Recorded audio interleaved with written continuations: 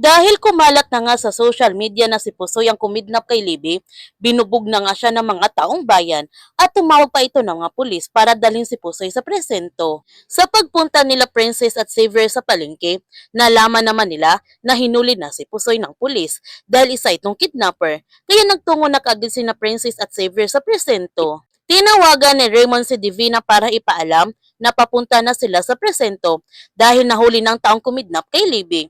Sa pagkakataon na ito, palalabasin nila Divina na nakataka si Libby mula sa mga kumidnap sa kanya. Nagulat si Charlene nung nakita niya si Princess na nandito ito sa presento at nagbigay na nga ng statement si Pusoy sa pulis na hindi niya kinidnap si Libby.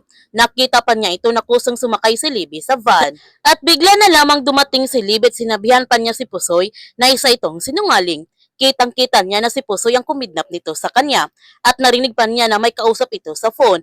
Kausap nitong mastermind ng kidnapping ay si Princess. Ginawa ito ni Libby na sabihin sa lahat na si Princess ang mastermind upang makulong ito at para hindi na ito makalapit kay Xavier. Sobrang nagulat naman sina Pusoy at Princess sa mga sinasabi ni Libby.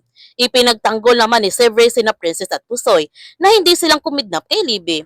Dahil sa araw na iyon ay kasama nila sina Princess at Pusoy. Dahil sa ginawa ni Xavier, titindi ang selos ni Libby para kay Princess. Makukulong kaya si Princess nito?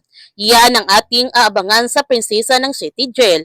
Kaya kung bago ka pa channel ko, don't forget to like, subscribe, and click notification bell para palagi kang updated sa mga videos in-upload ko. Thank you for watching and God bless to everyone!